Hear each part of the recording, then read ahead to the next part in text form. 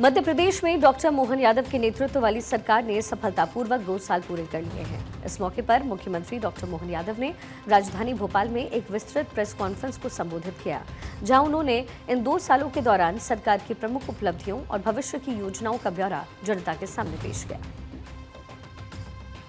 सरकार के गठन के साथ जो जो काम किए गए हैं, विभाग भी बहुत सारे हैं, योजनाएं भी बहुत सारी है और बहुत सारी योजनाओं में बहुत सारे क्षेत्रों में काम करने का प्रयास भी किया गया। लेकिन काम को करते करते ये बात भी सही है कि समय 2 साल का लगा, लेकिन ये काम भी इतना बड़ा रहता है कि 2 साल भी बहुत, अगर हम पीछे देखो तो बहुत लगते हैं, आगे देखो तो बहुत कम लगते हैं।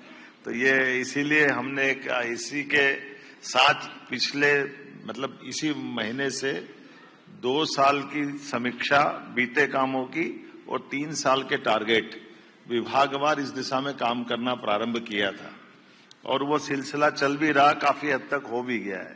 ये थोड़ा नवाचार भी है।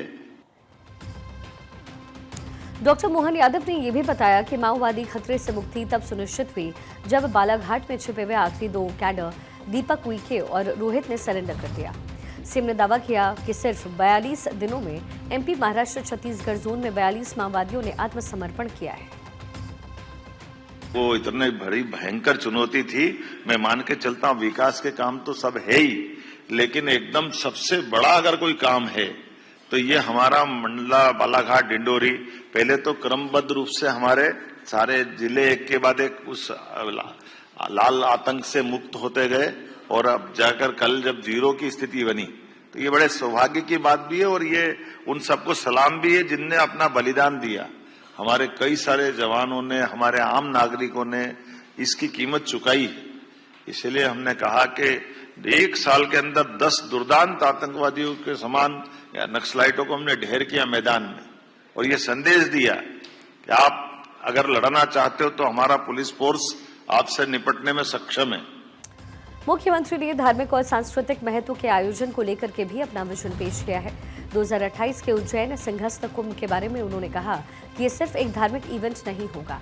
उन्होंने घोषणा की है कि वो सिंहस्थ कुंभ 2028 को एक ग्लोबल स्पिरिचुअल इवेंट बनाएंगे।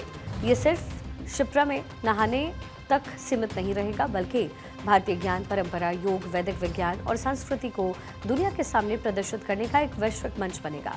इन 2 सालों में सरकार का मुख्य ध्यान सुशासन, विकास कार्य की तेजी और महिला सशक्तिकरण पर रहा।